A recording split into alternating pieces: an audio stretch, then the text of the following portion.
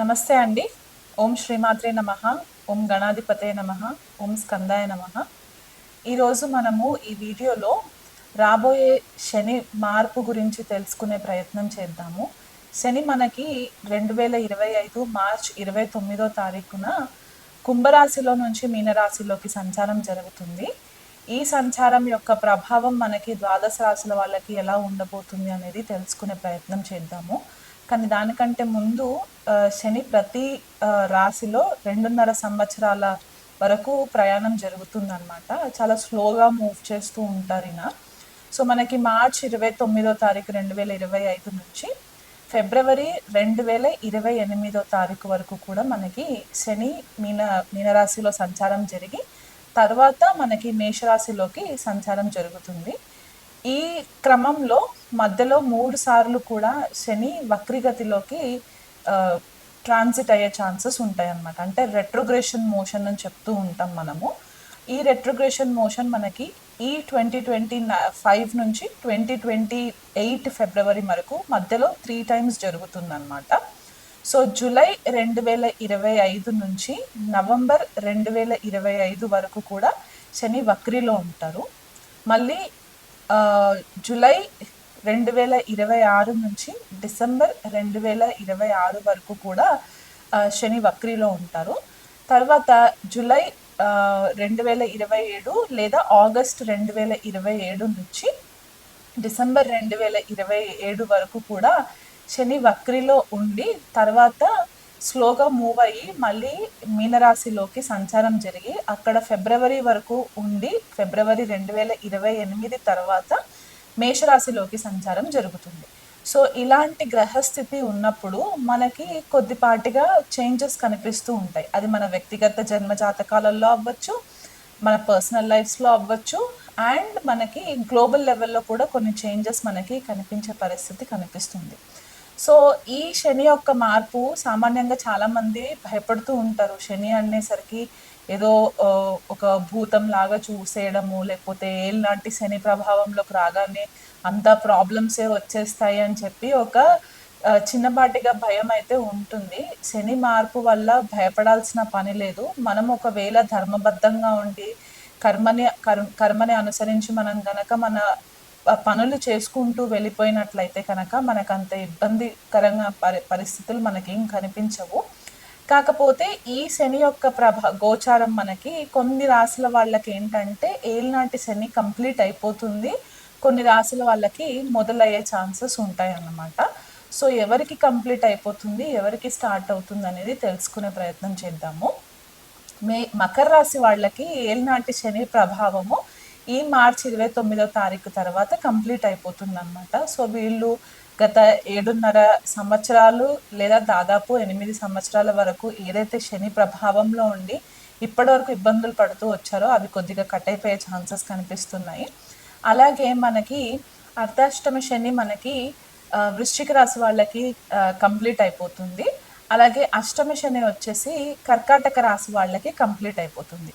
So ఈ రాశుల వాళ్ళకి ఏళ్ళనాటి శని ప్రభావం కానీ కంటక శని ప్రభావం కానీ ఉండే పరిస్థితి కనిపించట్లేదు.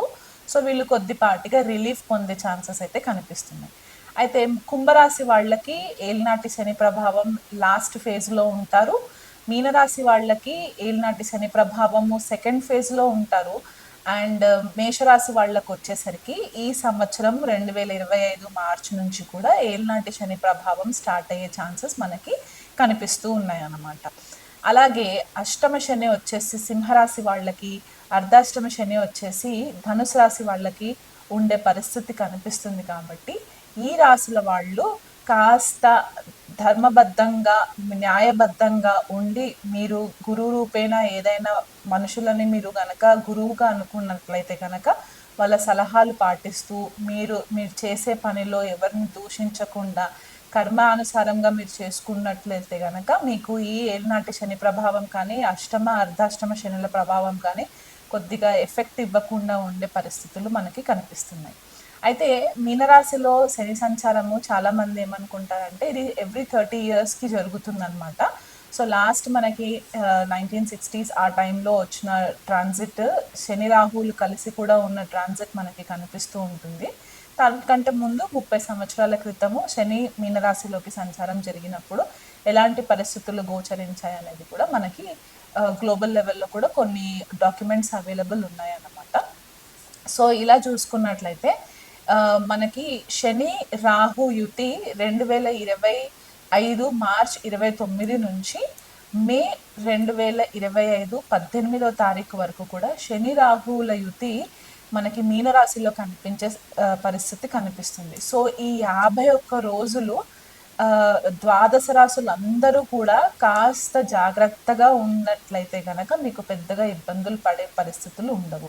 అంటే కొన్ని రాశుల వాళ్ళకి ఏంటంటే ఆర్థికంగా సడన్గా కొంచెం బ్రేక్స్ రావడము, లేదా కొంతమందికి కెరియర్ విషయంలో కొద్దిగా బ్రేక్స్ రావడము, కొంతమందికి హెల్త్ పరంగా ఇబ్బందులు రావడం అనేది మనకి ఈ 51 డేస్ ట్రాన్సిట్లో మనకి కనిపిస్తుంది. కాబట్టి దానికి తగ్గ పరిహారాలు మీరు చేసుకున్నట్లయితే ఇబ్బందికరంగా ఉండదు. సో ఇక మీదట మనము చూసుకునేది ఏంటంటే ద్వాదశ రాశుల వాళ్ళకి ఎలా ఉండబోతుంది అనేది నేను వివరిస్తాను. మీనరాశి వాళ్ళకి శని సంచారము వీళ్ళకి లగ్నం పైనే జరుగుతుంది. అంటే వీళ్ళ చంద్రుడు మీనరాశి వాళ్ళకి ఎక్కడైతే ఉంటుందో అక్కడే సంచారం జరుగుతుంది. కాబట్టి ఈ 2.5 సంవత్సరాలు కూడా మానసిక ఒత్తిడికి లోనయ్యే పరిస్థితులు కనిపిస్తూ ఉన్నాయి.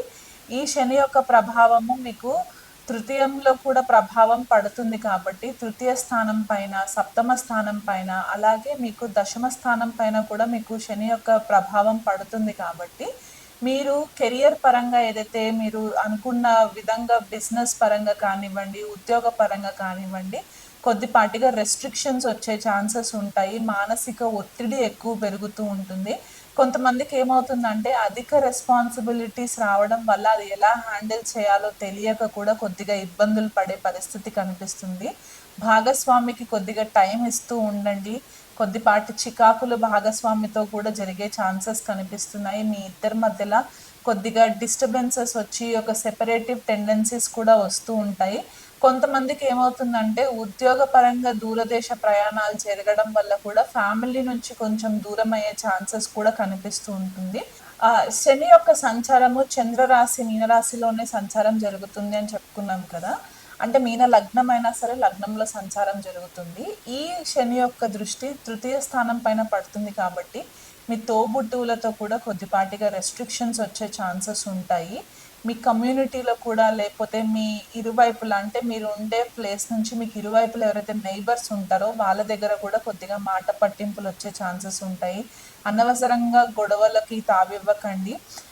ఇంట్లో పని వాళ్ళు ఎవరైనా ఉన్నా, లేకపోతే మీ కింద ఎవరైనా పని చేసే వాళ్ళు ఉన్నా, అంటే మీరు ఎవరైనా ఎస్టాబ్లిష్మెంట్స్ ఉండి లేకపోతే ఇండస్ట్రీస్ ఉన్నట్లయితే కనుక కొద్దిగా మీ కింద పనిచేసే వాళ్ళ యొక్క యాటిట్యూడ్ కూడా కొంచెం చేంజ్ అయ్యే ఛాన్సెస్ ఉంటాయి. దానివల్ల మీకు కొద్దిగా డిస్టర్బెన్సెస్ అంటే మానసిక స్ట్రెస్ ఎక్కువ అయ్యే ఛాన్సెస్ కనిపిస్తూ ఉంది. ఆరోగ్యం పట్ల కూడా కొద్దిగా శ్రద్ధ వహిస్తూ ఉండండి. ఎందువల్ల అంటే ఇప్పుడు మీనరాశి వాళ్ళకి గత కొంతకాలంగా ఇబ్బందికరమైన పరిస్థితే కనిపిస్తుంది. కాబట్టి వీలైనంత మట్టుకు ఈ 2.5 సంవత్సరాల శని సంచారం కూడా కొద్దిపాటిగా డిస్టర్బెన్సెస్ క్రియేట్ చేస్తూ ఉంటాయి.